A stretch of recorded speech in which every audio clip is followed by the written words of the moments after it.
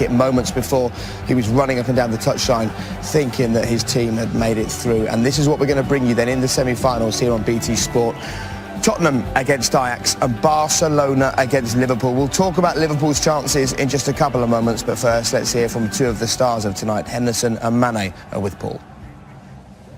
Sadio, Jordan, congratulations to both of you. In the first half, were you under any significant pressure? To be honest, in the beginning was tough. Even you can see on the bench, Endo was a little scaring. Everybody was scaring, but yeah.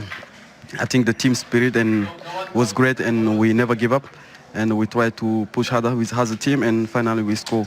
We create many chances and score many goals, so I think we deserve to win tonight. But your goal was the most important because it was the first tonight. In your own mind, were you onside?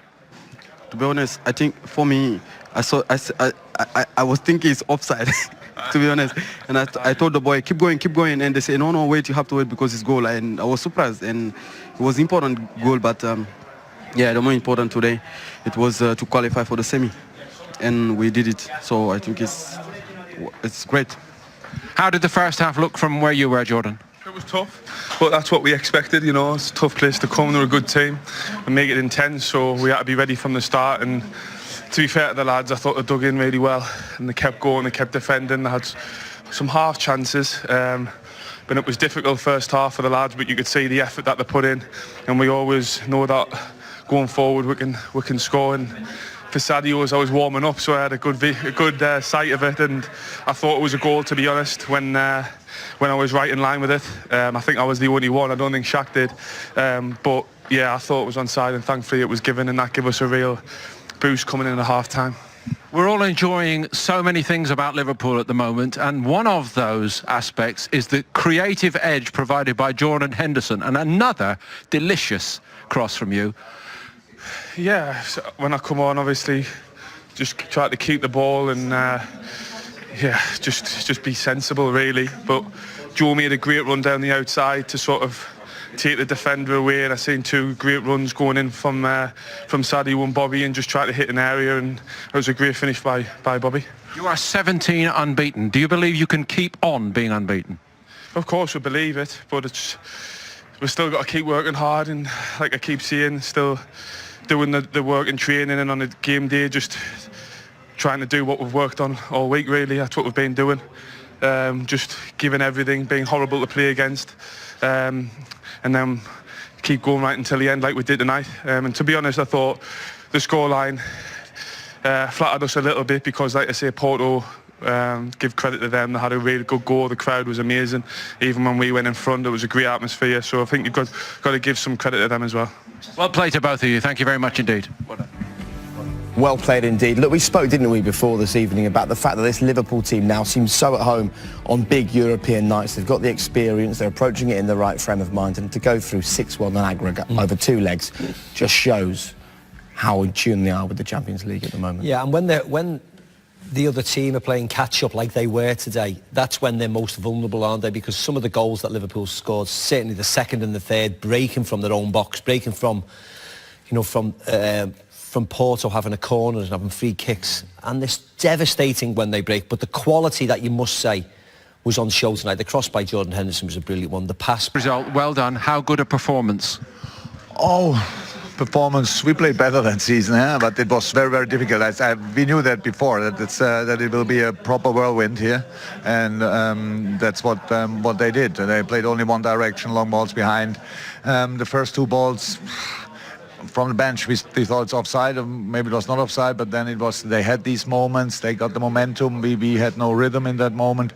Let them do what they did. Defended it well in the last line, very good, in the last third of the pitch. But when we had the ball, didn't play enough, all that stuff. But we had our moments, not too many, but we scored a goal. We had another really big chance, and so I think the finishes they had, they were not that. We needed Ali, but it was not too difficult to make the saves. And so second half, then it was clear that the energy level will drop a little bit for Porto, and so we could control the game much more and could score the goals. Strange situation, perhaps. A manager en route to the semi-final of the Champions League, chasing a title at home, might think, I'll take one or two big names off. You started putting them on. Oh yeah.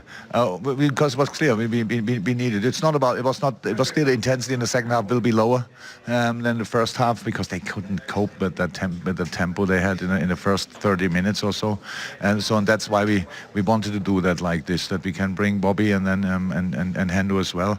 The two fullbacks as soon as possible.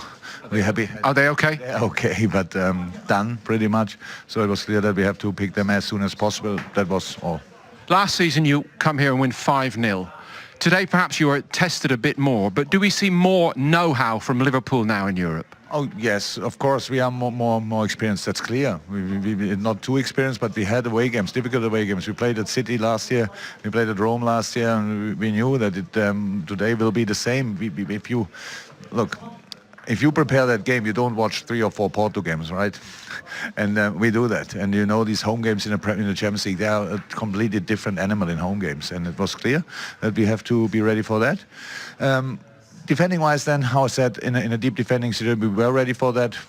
We couldn't really put proper pressure on them in their build-up or whatever. A little bit disorganization and stuff like that. But it's all good. It's all good. It was a difficult game, but we won it, and so I'm completely fine. Going to the semi-finals, I think we are the only one who was last in the semi-final, again in the semi-final, so that's really special for us. But Barcelona know a bit about it too, don't they? What a prospect. Oh, yes. It's first time for me that I play them, apart from a friendly in Wembley, I think. And, yeah, of course, we're looking forward to that. Brilliant. Thanks very much. Well done tonight. One of the biggest smiles we've seen from Klopp this season. He'll love going up against Barcelona. Come on then. How do we rate Liverpool's chances? I personally think they've got a great chance. I think, you know, with Barcelona, I think there's no denying they are a fantastic team. They have wonderful players. But I think Manchester United showed in certainly the game at Old Trafford that, you know, teams can get behind them. Defensively, they're maybe not as strong as some of the other European sides. And obviously with Liverpool's attacking prowess, I think they're more than a match for anyone. I love the way the game is at the Nou Camp first. That's a huge advantage because, I was going to say no matter what, of course, apart from a disaster, coming back to Anfield, you've always got a chance, always. So as long as Liverpool are in the game, which I fully expect them to be. Listen, a huge bonus would be to go out there and get a proper result. To beat Barcelona in the Nou Camp would be amazing. But I think it's a real advantage with Liverpool in particular playing the second leg at home. Yeah, I'm the same. I fancied an English team to win the competition this year, so I'm certainly not going to change it because of the opposition.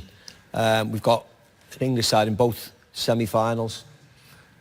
Barca were impressive against Manchester United, but... so why are you all so confident then? Because I don't think that this Barcelona is as good as the Barcelona side of 2 or 3 years ago. I really don't. And Liverpool are a much better team, and I think Liverpool are stronger.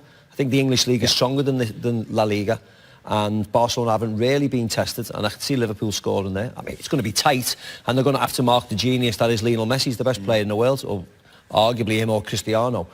But as long as you can keep him quiet like they did at Old Trafford and bully him and harass him, I don't think they've got that much. I think Liverpool's forward line will score goals against them. Suarez and Coutinho back at Anfield. Yeah. Well, I think certainly as Liverpool fans, ultimately they don't put in a good performance. But yeah, they are wonderful players. And look, you know, we mentioned Messi, but look, let's not forget there is other good players. Yeah. But I just think defensively, you know, Liverpool can get behind them. They really can. What a huge few weeks for Liverpool. I mean, you've got like a demoralised and deflated Manchester City now, with some really difficult games to come in the Premier League. We're talking about the quadruple for them. We need to start talking about the double for Liverpool. Don't. Panicking. Just let us go. We'll leave it there, shall we? Just let us go. We'll just get off air.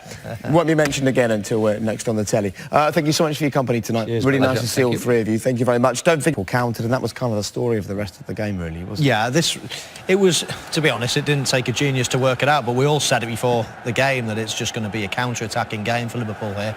Probably won't have the amount, you know, the majority of the possession. That ball from Trent was just fantastic, and I think that's a natural finish. Left footer coming on that angle. The near post is often the finish, but Firmino starting it off, and of course the vision of Trent there for a defender. I mean, everyone knows he could probably play midfield. He has done in his younger days, but that was great vision and a nice slotted finish. Well played, Firmino. How often did you find yourself in the left-back position when you were playing up front for Liverpool? Probably not many, actually. I just never wanted to get back there. It was a great ball, great finish, and Firmino himself then got on the score sheet as well. Yeah, I mean, not we were massively surprised he never started the game. I think this tells you a bit where Liverpool are at the minute. You know, the fact is that Jurgen Klopp has so much confidence in Origi. All right, he's not had a great game himself tonight, but again, you know, obviously you see his little bit of movement here, but again, it's the, you know, Jordan was saying, you know, the overlap by Joe Gomez, but the ball is absolutely wonderful. You know, we spoke before about the other game, the other goal where Firmino wins it in the left back position. Gomez wins it on the right there, so Liverpool break quick. You know, you see him doing that overlap, and look, you know, it's an absolute magnificent. And it's a real good header, you know, keeps it low. What it shows as well, Bob, is that Porto have given by now, haven't they? They've given in. That goal, the 2 goals, illustrate how much Porto would sort of, you know, once Liverpool had scored that first goal and it's half-time and it's into the second half, they'd almost given in because those 2 goals were just gifts for Liverpool. Moments of class, of course, but they were not picking anybody up where the defenders didn't do much to stop those goals. Of course, those 3 also got on the score sheet, didn't they, last season? And then Virgil van Dijk, who's the star of this season, making sure he gets on the score sheet as well. Yeah, you could say it was a 4-star man for Liverpool. I know they're very much a team, but the 3 musketeers up front and then the big man that's been so impressive this year has got on the score sheet himself. An asset, of course, this is just icing on the cake stuff. An asset when you've got a defender that can chip in with a few goals a season as well, and it's always confident to share the goals around. And quite rightly, people at home getting excited. The front 3. Between them now, they've scored 188 goals for Liverpool. This another 219. They'll have scored as many as you 3 for them. Thank you very